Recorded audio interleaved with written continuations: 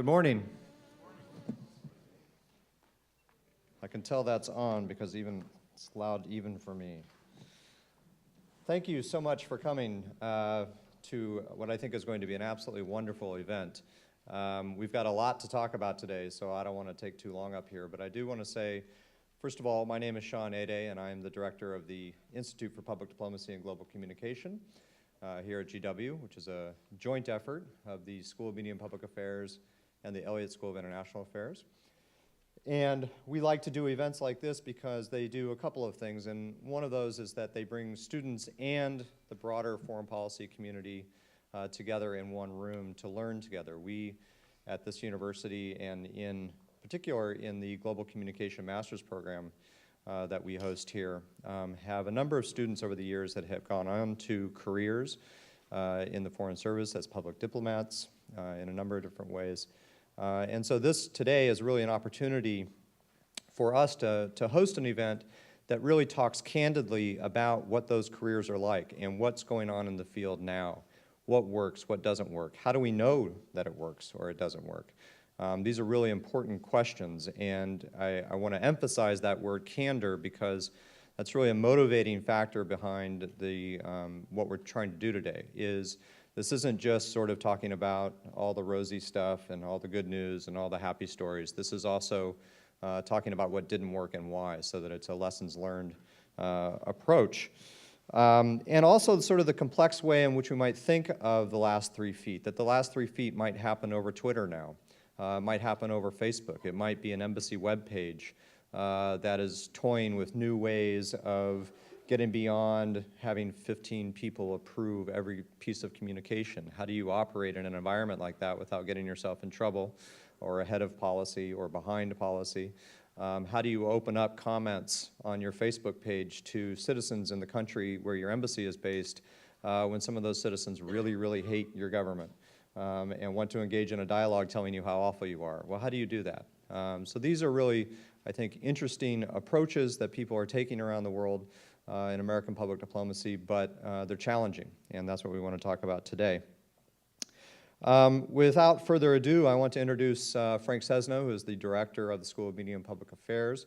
Most of you know Frank from his decades of work in journalism, particularly at CNN, where he was an anchor, he was a White House correspondent, a general thorn in the side of perhaps some of you, actually. So without further ado, let me introduce Frank Sesno.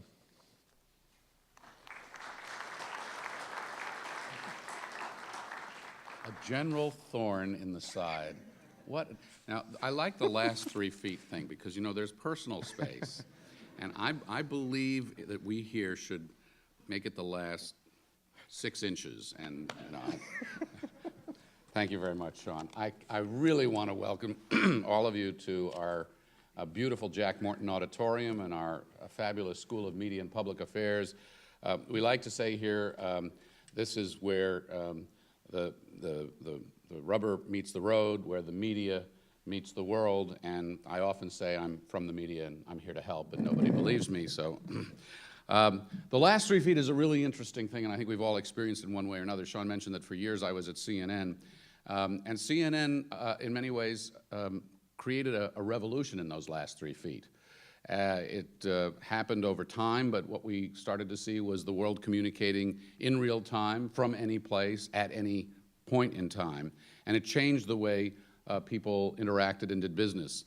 We saw that first after the first Gulf War. That's where CNN really broke into its own, right? I remember one day first President Bush was coming back from Camp David, and we screamed, as we are wont to do in a terribly dignified way, Mr. President, come answer questions, over the roar of the helicopter. And he said, no, wouldn't be prudent, and kept walking. And he said, but I'm going to go call President Özal, who was the president of Turkey at the time. The call went through, we were told later, and President Özal said, oh, Mr. President, I've been expecting your call. I saw you mention it on CNN. So that last 3 feet suddenly collapsed to 3 seconds. When I was a reporter in Central America, I was in Nicaragua during a particularly interesting time, and we were a group of us trying to leave Managua, and it was very late, and the airport suddenly went very quiet and very empty, and we couldn't go anyplace. And we tried to find people to get us out of this particular jam. And somebody said to us, look for the Sandinista with the radio. He's the one who's got the power. He's connected. That last 3 feet then was a radio. It was as simple as that. I had a great opportunity to interview Václav Havel some years ago, and I asked him during the interview, what was the secret to the Velvet Revolution in your view? And he said it was the fax machine. A wonderful piece of technology because it allowed us to convey information through a phone line and with a piece of paper to people we could not otherwise have reached. And now the last 3 feet, as we have seen throughout the Arab Spring, and perhaps in some of the experiences we're having in this country, becomes social media where it's not the one to the many, but it's the many to the many, and a protest can be moved, its venue can be moved in a second, and the last 3 feet is 3 nanoseconds and 3 millimeters. So I am going to apologize in advance. Unfortunately, I'd love to hear the conversations throughout the day, but I have this job called teaching, and I have students this morning, and I'm going to go and meet with them. But in addition to it being my pleasure to greet all of you here today and wish you the very best in your conversations on this day, it's also my pleasure to introduce Bud Jacobs. Many of you know him.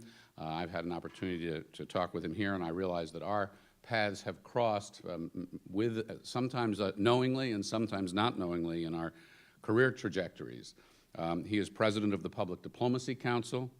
He has a long career, as I'm sure you know, as a Foreign Service officer, having served in some of the most remarkable places on the planet, to include work in the Soviet Union for the good old days when we knew which side everybody was on, but where he was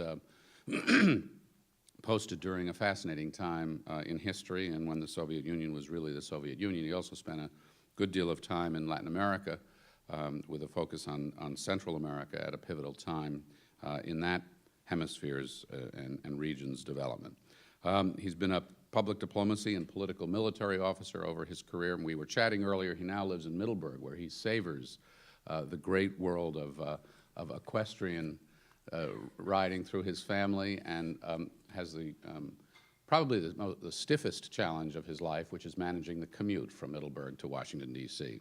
So I'd like to welcome Bud Jacobs and wish you all a terrific conversation and day here at GW. Thank you for coming.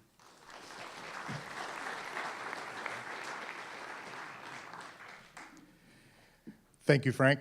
On behalf of the Public Diplomacy Council, I'd like to welcome you all to our forum. We're very pleased to be working with the George Washington University Institute for Public Diplomacy and Global Communication, as well as the Walter Roberts Foundation.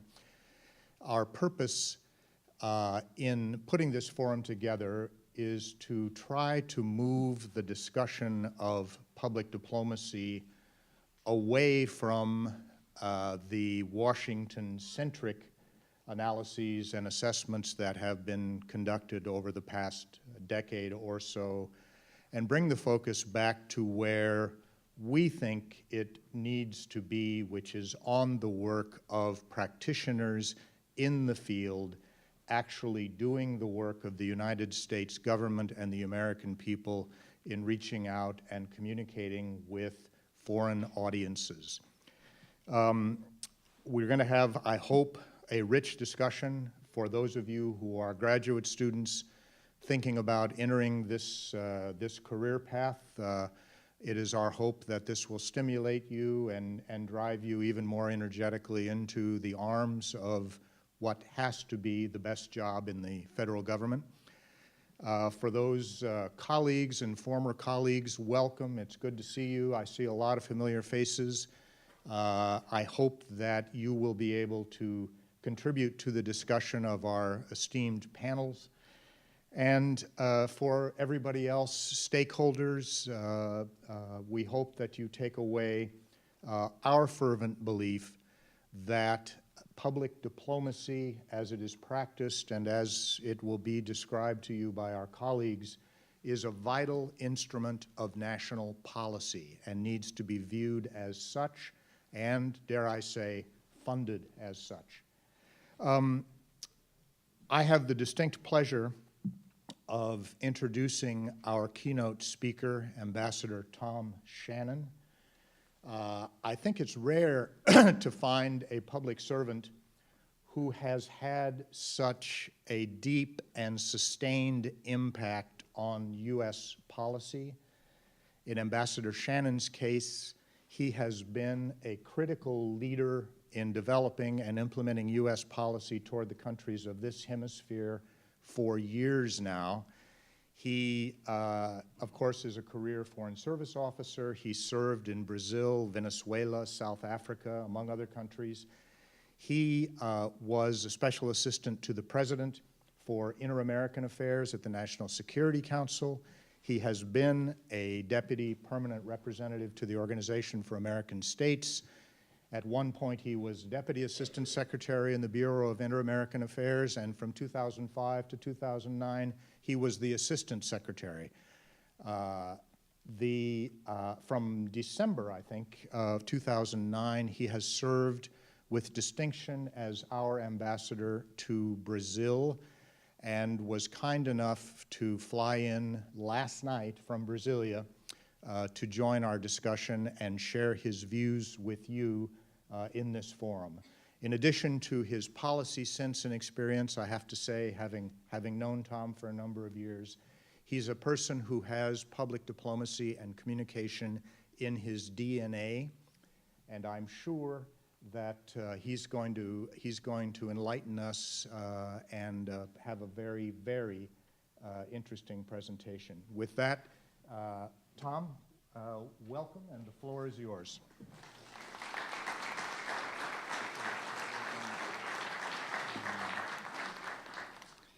Well, good morning. It's a real pleasure to be here, and Bud, thank you very much. If there's anything to take away from Bud's introduction, it's that I have trouble keeping a job. But it's, again, he is right. I did fly up last night, and I did so because of Bud, but also because of the excellent reputation that George Washington University has, and that especially the Public Diplomacy Council and George Washington University's Institute for Public Diplomacy and Global Communication has, and because of what for me was the very interesting topic here.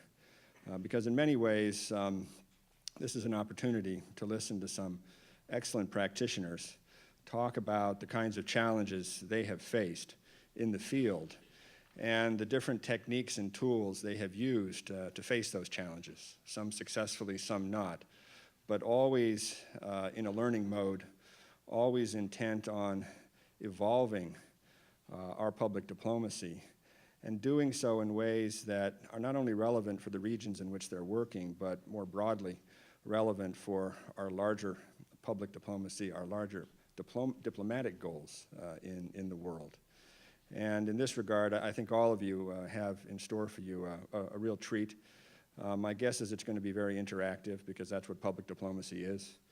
And it's going to be an opportunity not only for the different practitioners and panelists to share their views, but also to respond to your questions and listen to your comments. You know, as I was preparing for this talk, I thought that I should talk a little bit about my own experience. I've spent my career, 27 years now, mostly in the Western Hemisphere, but also in Africa. I'm what's called a Dusty Roads diplomat.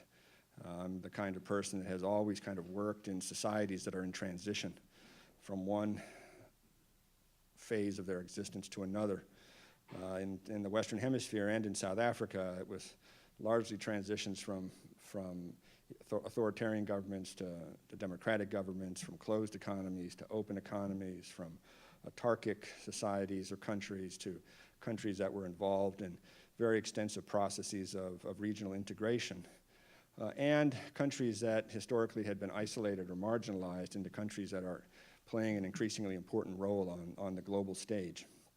But also countries that are moving beyond democratic governance to creating democratic societies and democratic states. And in the process of doing it, kind of re-examining their own national histories, re-examining their own national interests, and reshaping them in ways that are sometimes very helpful to us and sometimes quite unsettling.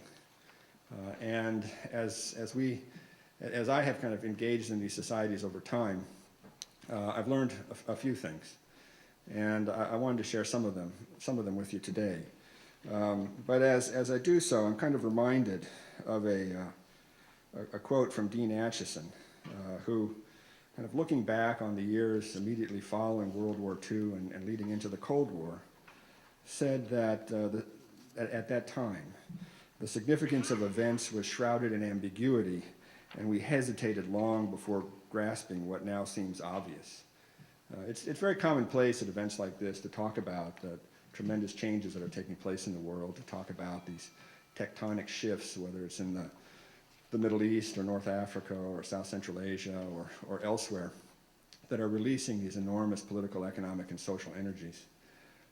And to kind of wring our hands as we attempt to determine how best to deal with these. And as we sit here and try to figure out how we grasp the obvious, I think it's important to understand that many of the people who will be talking to you today have got their hand on the obvious, have touched the obvious, and are building ways to deal with the obvious that are going to help us a lot.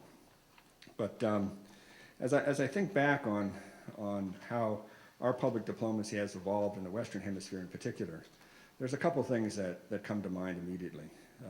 The first is that as we engage in these societies in transition, that increasingly what become the drivers in our relationship are not bilateral issues. They're not this tariff or that tax. They're not what good gets in and what good doesn't get in. These are important, but they're not the most important thing. The real drivers in so much of our larger diplomacy today are global issues and global trends. They're things like food security, energy security, availability of water, public health policies, how justice ministries and court systems and police systems connect with each other. And as we kind of fashion not only our state-to-state diplomacy, but more broadly our public diplomacy, we need to keep in mind that at the end of the day, people are interested in broad trends. People see the broad trends, and they understand how those broad trends connect to their daily lives. They understand what climate change means. They understand what environmental stewardship is. They understand what it means to have access to cheap energy. They understand what it means to have access to good public health care. And they understand the connections that exist between all of the countries as they try to fashion broad regional and hemispheric policies.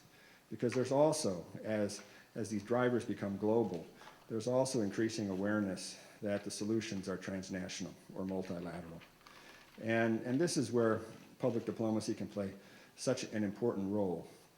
Because, first of all, it's about making our diplomacy public. It's about explaining our diplomacy, explaining our actions as a nation in a larger world to other people.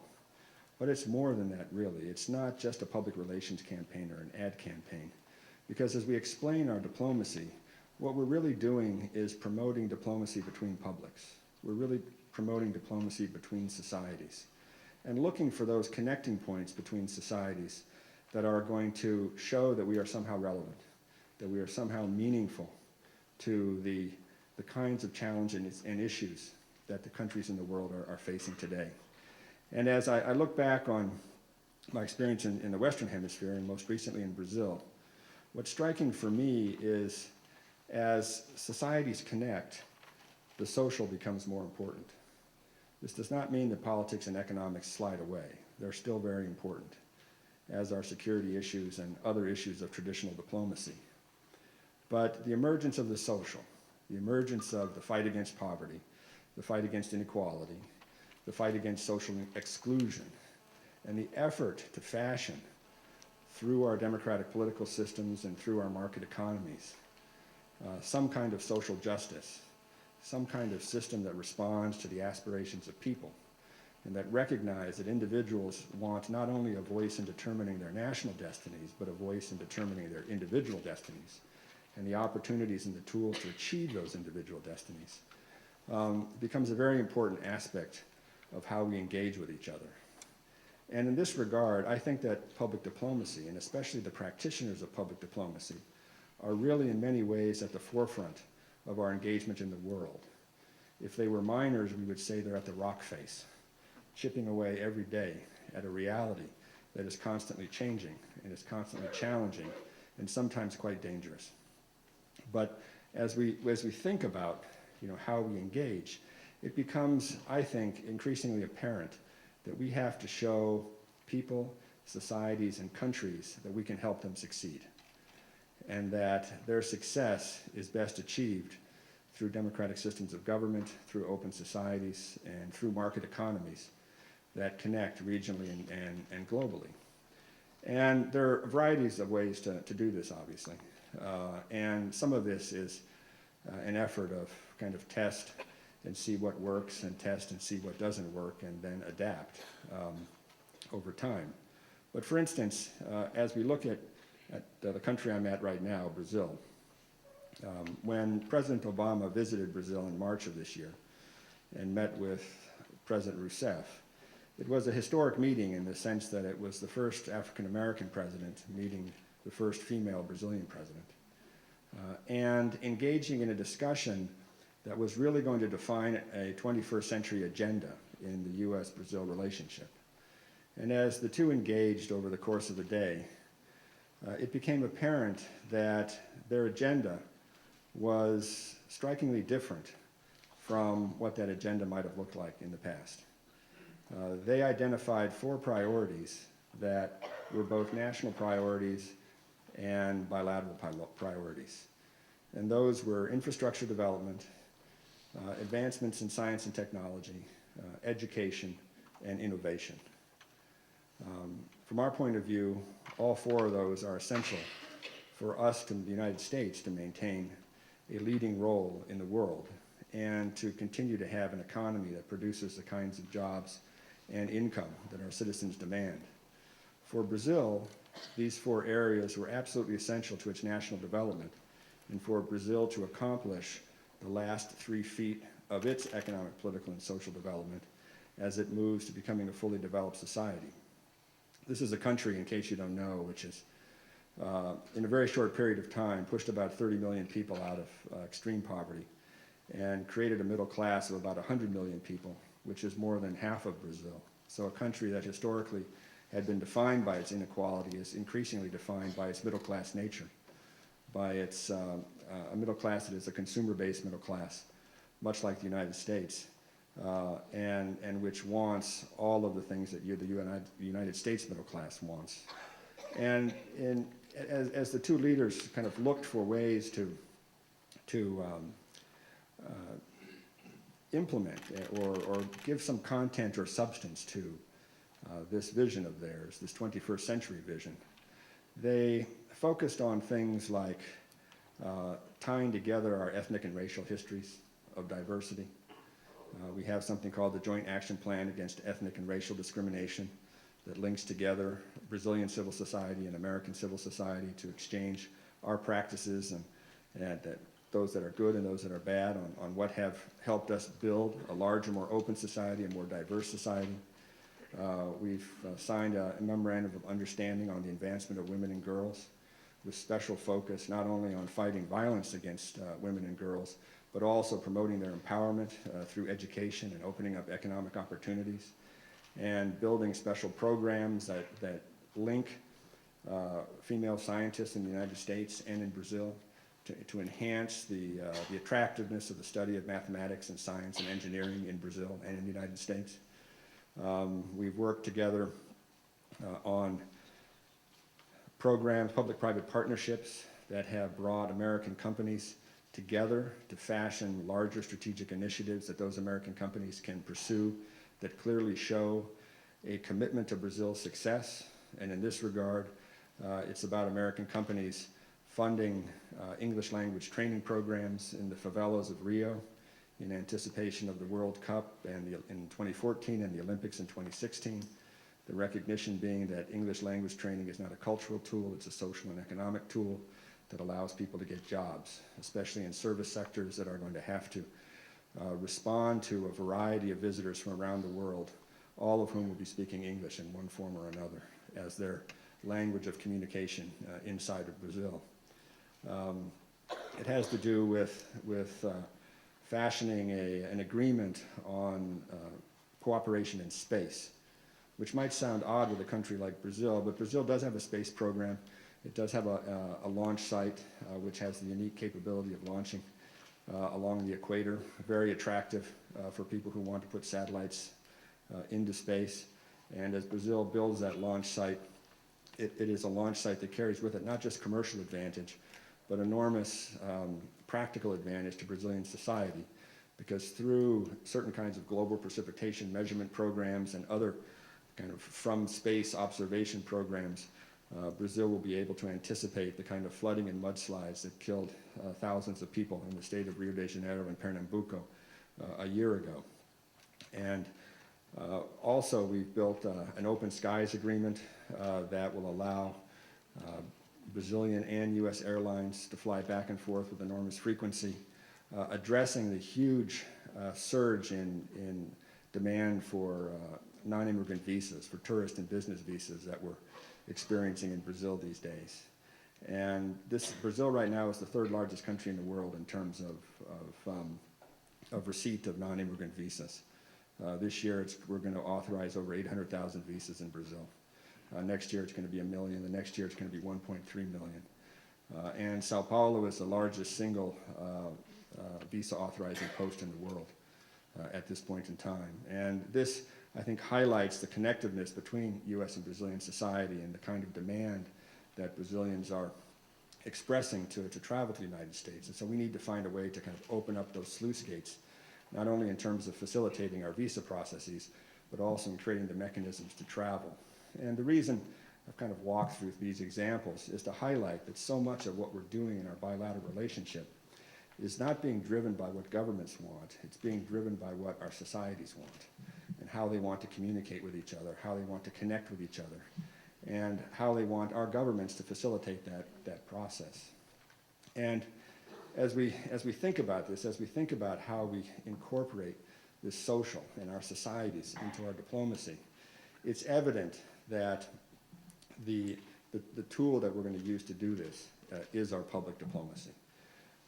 Because it really is about understanding what's happening on the other side of those 3 feet, what's happening in the societies that we're operating in, what's happening in the countries that we are operating in.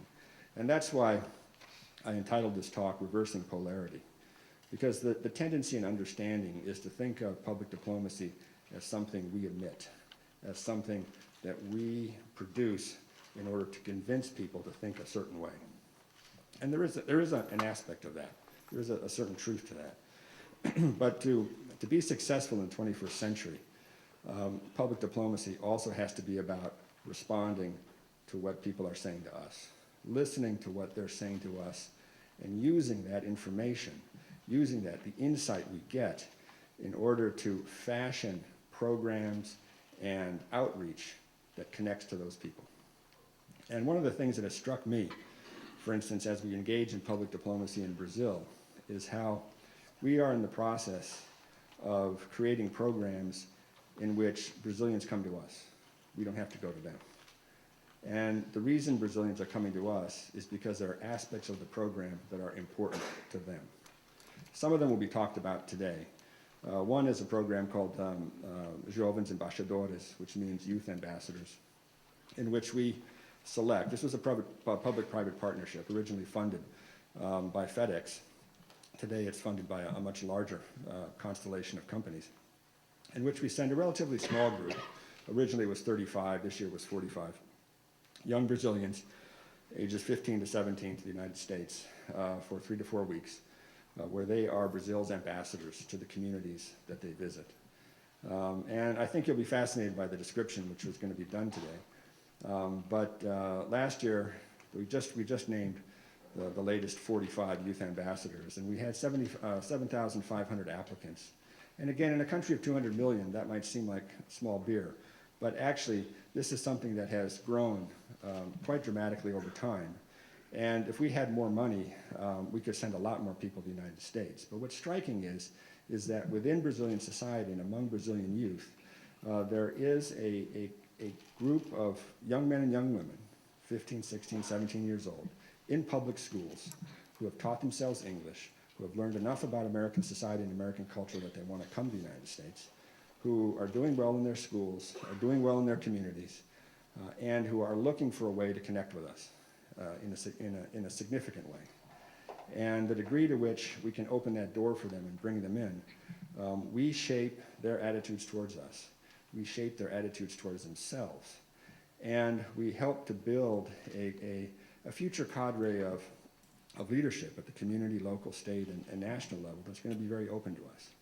Now, this might sound a lot like the old International Visitors Program, and in some ways it is. But the difference is, in the International Visitors Program, we went out looking for people. We tried to pick who the leaders were going to be. Here, we're letting them come to us. And I think that's a better strategy, because leaders are self-selected. They're not chosen by others. And the extent to which we can take these kind of programs and expand them and use them to pull people in, they're going to be very useful to us. I mentioned the English language programs that we're doing today. And as I noted, these really aren't cultural programs, at least not in how they're perceived. They really are social and economic tools for advancement. And as we work with our binational and bicultural centers around Brazil, as we work with our private sector, we found an enormous desire to connect with us in the area of English language training. That is going to be, I think, central to our larger diplomacy as we move forward, because it's going to make Brazil an anchor point for English language training throughout South America, and a country that is going to be a reference point for people who speak English as a second language. And in this regard, we during the President's visit, we also signed a memorandum of understanding on what we call mega events. It's really about the World Cup and the Olympics and how we create an umbrella structure of dialogue in the area of security, public health, and larger management of large events that will allow the Brazilians to successfully conduct the World Cup and the Olympics. And our English language training, as I mentioned, kind of connects very nicely to this broader project, because it's all about us committing to Brazil's success, and committing to Brazil's success in a way that responds to our own national interests, to our own needs of a safe game, not only for American athletes, but also for American tourists. But as we think about Brazil, as I think about the Western Hemisphere, it really does strike me that we are at a moment in time in which, as important as states are, as important as countries are, what is really going to determine our status in the hemisphere and our well-being in our hemisphere is how our societies connect. And we are going to play a central role in facilitating that connection, if we're smart. And I think we are. And I think the Secretary and the President have made important strides in this area. I think a lot of this is going to come clear as you listen to the practitioners today. And I don't pretend that the lessons from the Western Hemisphere are somehow applicable easily throughout the world. There's lots of differences in this world, and programs need to be fashioned and managed to be responsive to the publics that we are dealing with. But I do think there are a couple of underlying lessons that are important. The first is we have to be relevant to people in order to be successful. We are no longer in a world in which there are ideological defaults that require people to go one way or another almost automatically. On a daily basis in our diplomacy, we have to show to the countries we are operating in that we are relevant to their success. And we have to show to the citizens of those countries that we are relevant not only to their success, but to their happiness, and to their ability to fulfill themselves as individuals. And that means more than opportunities. It means more than economic opportunities. It means tools. It means we need to be able to show that we are helping to empower them in some way, either through education or through providing the right kind of health care or helping create the right kind of security environment for their families. And there's a lot we can do here, and there's a lot we can do in the area of cooperation. And it's not all about money. It's not all about budgets. It's really about coordination. It's about working through transnational and multilateral institutions, but also working through our own civil societies and connecting our civil societies. I also think that, aside from from looking for ways to be relevant in the countries we operate in, and looking for ways to be relevant in the societies we operate in.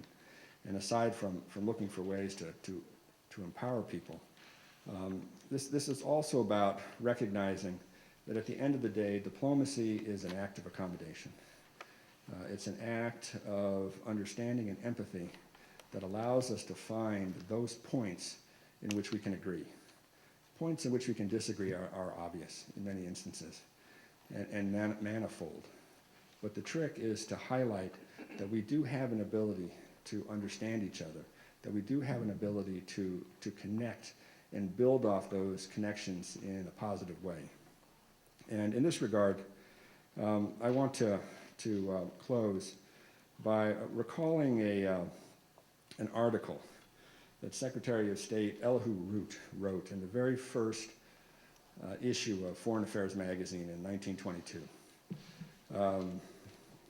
This is an article that was called Requisites for Success of Popular Diplomacy, an appropriate title for today. At that, you might recall that in the aftermath of World War I, a lot of people were trying to figure out what went wrong in diplomacy and what allowed an international system to collapse into the kind of warfare that was World War I. And there was great anxiety, especially among diplomatists, about the emergence of new nations and new democracies and what that was going to mean for diplomacy. And in particular, what that was going to mean for the ability of states to communicate with each other and connect with each other. And Root wrote that when foreign affairs were ruled by autocracies, by monarchs or oligarchies, the danger of war was in sinister purpose. When foreign affairs are ruled by democracies, the danger of war will be in mistaken beliefs. That was very prescient given what happens with World War II. But as he got deeper into the subject, he referred to public diplomacy as a kind of education. He said public opinion will be increasingly not merely the ultimate judge, but an immediate and active force in negotiation. And he described the purpose of diplomacy as being to rescue from the field of difference and controversy and transfer to the field of common understanding and agreement one subject after another. And that diplomacy in itself is the history, the long history, of the process of adjustment between differing ideas and of the prejudices and passions and hitherto irreconcilable differences which have baffled adjustment. As Root kind of thought about the impact of our societies in our world, he recognized that as diplomats, we needed to find ways to enhance understanding, enhance empathy, find points of agreement, and look for ways to connect those points of agreement so that we can find common purpose. And in this regard, public diplomacy really becomes a space where our values and our interests intersect and where we display them to others and get them to show us their values and interests and look for ways that based on that, we can build common action on behalf of our citizens. And in that regard, I would like to congratulate George Washington University and the Public Diplomacy Council for this event. I would like to congratulate the panelists for their role in describing what I think are important advances in our public diplomacy. I would like to thank all of you for being here today in what I think is going to be understood as a seminal event in understanding what we're doing and what more we need to be doing. But close by saying that the history of the 20th century was a history of war. It was a history of national ambition and technological and industrial advance conflicting with international structures and diplomatic capacities that weren't up to the struggle. As we look into the 21st century, I don't think we're going to see that kind of warfare. But I do think that the conflict that we are going to face is going to be a conflict that is going to be fought out, not kinetically, but that's a euphemism, not kinetically, not on the field of battle, but in the imaginations of our cultures and the social accomplishments of our countries. So again, thank you very much for your time. Thank you for your patience. It's been a real pleasure.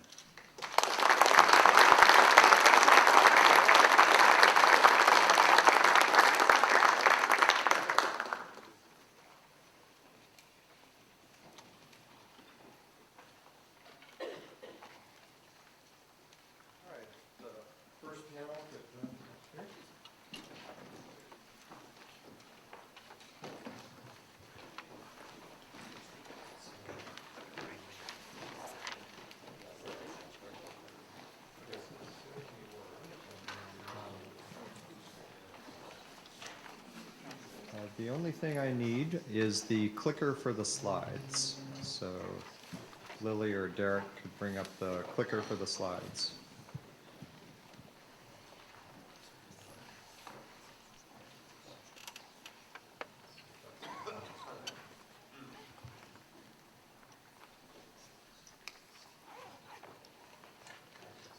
Is this it? That's it. That's it. Great.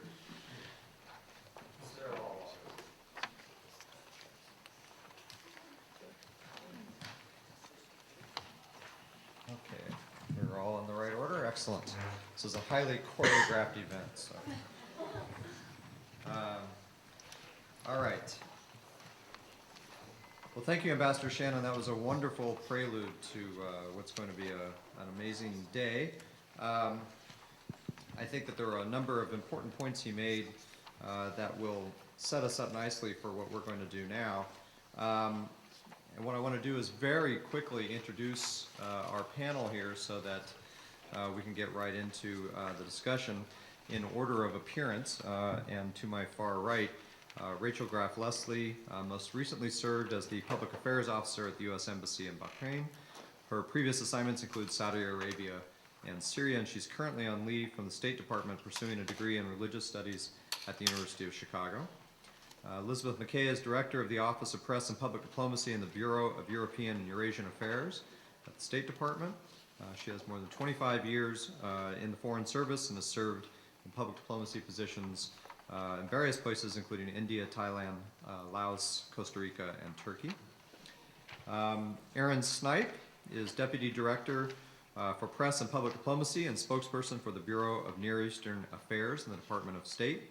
He recently returned from Iraq, where he served as the deputy spokesperson at the U.S. Embassy in Baghdad and was also a public diplomacy officer in Iraq. Aaron is also 3 days, 3 minutes of sleep, and 300 diapers into being a new father.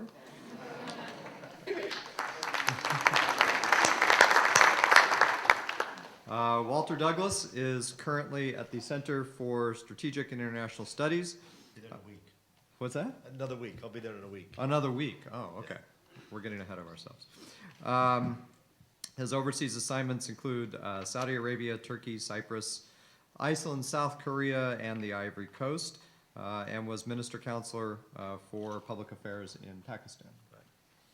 And so we will start with Rachel, and about 10 minutes each, and then we'll have discussion and definitely open up for Q&A from the audience. Well, good morning. I wanted to start by thanking the organizers for inviting me here today to express some of my own personal views that don't necessarily reflect those of the State Department of the U.S. government. I'm going to talk a little bit about the media challenges of getting out the State Department's message or the U.S. government's message in Bahrain from February to July, which is when I departed the country. During times of unrest. And I wanted to start with a slide. It's a Facebook status that I copied from an Egyptian friend of mine that says, if you didn't see it with your own eyes or hear it with your own ears, don't invent it with your small mind and share it with your big mouth. She posted that as a response to what was going on in Egypt, but it also really mirrors some of the challenges of media outreach in Bahrain that we faced in the midst of and after the unrest in Bahrain, beginning with protests in February, the clearing of the Pearl Roundabout in March, for those of you who were following events, and all the events that followed subsequently. I want to give you a bit of background, if I can figure out how to do this. about the media environment in Bahrain prior to February 14th. For the sake of time, I've put the information up on the slide, a lot of it. But I want to talk about a couple of different waves of change in the media environment that we faced in trying to get out our message. The first was from mid-February to mid-March. Like most of the movements in the Middle East countries, plans for protests, the first one that happened, the February 14th Day of Wrath in Bahrain, materialized online. It was this loosely and virtually organized group called the February 14th Movement, and they called for peaceful demonstrations of youth and adults at the Pearl Roundabout. Its Facebook page seemingly overnight amassed tens of thousands of followers, which is something that was really unprecedented in Bahrain. And it marked the beginning of a 6-month upswing in social media use by adults and youth in the country. There was also a pretty obvious shift in the state-controlled media that happened too. Up until February 2011, there wasn't really any coverage of some of the sectarian tensions that existed in the country. And in February, at least, the Bahrain TV and some of the pro-government newspapers started talking about the clashes that were going on, reporting live from the Pearl Roundabout, running official statements from February, regretting the deaths that had occurred at the beginning of everything that went on. So that was the first phase. Then there was a second phase that happened from mid-March to July when I departed, and that was the clearing of the Pearl Roundabout. Like I mentioned, there was an increased use of social media that happened. Everyone was online and everyone had something to say. Bahraini blogs that used to have 600 readers per day now had approximately or over 3,000. There was an overwhelming amount of volume of information that was circulating in this rapidly shifting landscapes. And we found that institutions like Government of Bahrain ministries were also getting into social media use. The Ministry of Interior, for example, established a Twitter account to try to get ahead of the reporting cycle and offset what they consider to be sensationalist allegations. Groups also, for example, the opposition political society, Al-Wifaq, became more proficient in organizing demonstrations, conducting press outreach, and mobilizing international and domestic support simply because of its online presence. And a little bit closer to home, our embassy Facebook page increased from 700 weekly active users to over 2,500, which for us was a pretty big increase in volume. And before February 2011, most of our interactions with folks dealt with our public diplomacy programs, our exchanges, primarily, and educational advising. We didn't get as many policy questions. Suddenly, everyone wanted to know the nuances of U.S. government policy and what was going on in Bahrain. So I'm going to switch back to this one. So there were implications in terms of our media monitoring and what we did at the embassy. The fluidity of the situation on the ground and the massive amount of information made us have to deal with things in new ways. We learned that we were first finding out about a lot of events that were going on the ground in Bahrain from tweets or from Facebook postings. Even official statements from the government of Bahrain often were first posted online before any of the other conventional media channels. We found out about clashes and casualties at some of the medical institutions that you might have read about, protests in Sunni areas at the University of Bahrain, reports of missing bloggers. All that stuff we found out about online as opposed to some of the other ways we were learning about events previously. Perhaps a bigger challenge for us was reacting to this overwhelming amount of information, specifically misinformation that was going on. We needed to separate fact from fiction to make sure that Washington had a better understanding of events on the ground. And there was a lot of false reporting that was going on, so we had to follow up on that because that, at least for a short time, became the prevailing narrative in terms of how people were seeing the world. To give examples, deaths of children caught in the unrest, resignations of ministers, arrests of political activists. There is an innumerable number of photos, often gruesome, supposedly depicting events, current events in Bahrain, that oftentimes were from from months or years ago, maybe not even in Bahrain. So following up on some of these things to let Washington know what was truth and what was not. And We also, there were inaccuracies sometimes in the reporting that came out of international press, the most notable of which was a story that Bahraini military helicopters fired on protesters, which subsequently we determined was untrue. But again, that sort of shapes the narrative, at least in the immediate sense. Perhaps more troubling was the irresponsible use of conventional pan-Arab and social media that was going on. Both opposition and pro-government Bahrainis were using social media to advance their own agendas, exaggerating events on the ground, often using threats, naming and shaming particular individuals, and spreading malicious propaganda. And what you need to know is that Bahrain is only a little over 1 million people, so when you're in that small of an environment, the naming and shaming really reverberates throughout the entire country. Bahrain TV was equally as polarizing. It evolved into this echo chamber for angry individuals, predominantly Sunni, from everything that we saw, with an anti-Shia bent. There was a new program that developed in March or April called El Rasid, and they broadcasted hours of vitriolic commentary about opposition political leaders, journalists, doctors, academics, human rights activists, people who participated in the demonstrations. And then lastly, we saw that the pan-Arab satellite TV channels jumped into the fray. There were rants about Shia on hardline Sunni stations and breathless reporting by Iranian-controlled El Alam and Press TV about Sunni offenses against the Shia. And all of this bled into social media and also exacerbated sectarian tensions in the country. So the question is, how did we address press outreach in such a challenging environment? In terms of where we were, we tried to strike a delicate balance among all parties, encouraging dialogue, promoting respect for human rights, and we did so sometimes more successfully than others. We had to tread carefully with regard to our public posture. We issued numerous statements expressing concern for violence about the protests. We called for respect for universal human rights, and we emphasized our strong commitment to the people and to the government of Bahrain. But the thing is that we couldn't rely on conventional media to do this. Oftentimes, the statements that were coming out of the White House and the State Department would be cherry-picked on all sides, with each reporting the sound bites that fit their own agenda best. So depending on which side you were on and how you saw the world, we were either standing with the people or we weren't doing enough to support the people of Bahrain. It was all how you saw the world.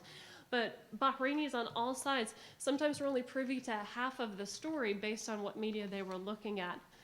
So the embassy turned to social media to be able to try to disseminate full, unedited versions of our statements and counter misperceptions. We relied on our embassy Facebook.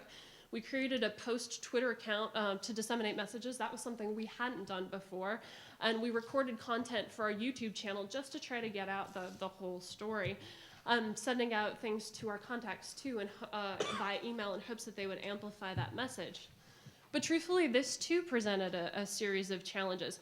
From February to April, Sunni and Shia readers used our embassy Facebook page to conduct a proxy war of words, posting poisonous sectarian commentary on our Facebook page. And we eventually had to post a strongly worded terms of use statement and had to block a handful of users for violating those terms. We tried to be a part of the conversation to the largest extent possible, but our message was sometimes buried in the avalanche of responses that we got. So that too was a challenge. And then most interestingly to me, at least, is my office received a number of complaints from American citizens who were residing in Bahrain who firmly believe that our embassy Facebook page should only be used for outreach to Americans, demonstration notices and security things. They strongly opposed the U.S. Embassy posting content in Arabic, us posting our U.S. government's messages, because they thought that just exacerbated the problems, and they opposed what they deemed our pandering to the Bahrainis who are wreaking havoc in the country. And in fact, one email that I received informed us that although it's unfortunate that Bahrainis are not able to exercise freedom of speech in their own country, the U.S. Embassy Facebook page is not a place to allow them to do so. So that was something I don't think we were anticipating in terms of our social media outreach. Just to sum up quickly, I really do think that social media can be an exciting and useful tool for embassies and officers overseas, but my experience, at least in Bahrain, raises questions of how, in these rapidly changing landscapes, how we can most effectively engage, at what level, how often, and how many of our resources we allocate to do it. Ambassador Shannon spoke about finding those connections, finding points of agreement, and there's definitely that possibility in social media, but we need to examine how and to what degree we participate in those conversations, consider our rules of engagement with our online interlocutors, and consider what that potential blowback might be. Also, I think we need to establish good metrics of how we rate our success in terms of social media. Counting the likes on Facebook or the number of tweets doesn't necessarily mean that people are agreeing with us, and we need to know who we're talking to, frankly. In a small place like Bahrain, it might be more effective in certain instances to have one-to-one conversations as opposed to trying to broadcast to the many. And most importantly, we have to evaluate how all of this relates to our policy goals. Our policies and public diplomacy must be in lockstep, but at times I feel like our zeal for public diplomacy, outreach, and of late using social media can sometimes be at odds, and we need to make sure that we're definitely in lockstep to do that. And I think that if we can achieve those things, we'll be able to engage in effective communication that bridges the last 3 digital feet. Thank you.